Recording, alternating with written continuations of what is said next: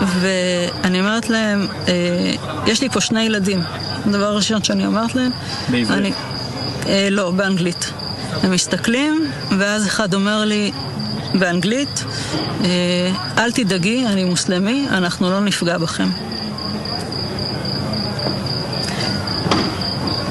זה תפס אותי מצד אחד בהפתעה, מצד שני זה הוריד לי הרבה לחץ, וישבתי עם הילדים שלי, והמחבלים הביאו כיסא מהפינת אוכל, היה מחבל חמוש כל הזמן איתנו בממ"ד, והשאר מסתובבים בבית. אחד מהם רואה על השיש בננות, אומר לי, אפשר לאכול אחת?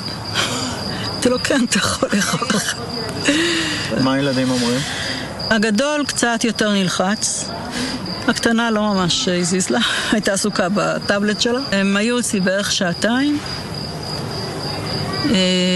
בסוף 2 שעתיים האלה, אחד מהם סוגר לי את דלת הממ"ד, והם יוצאים.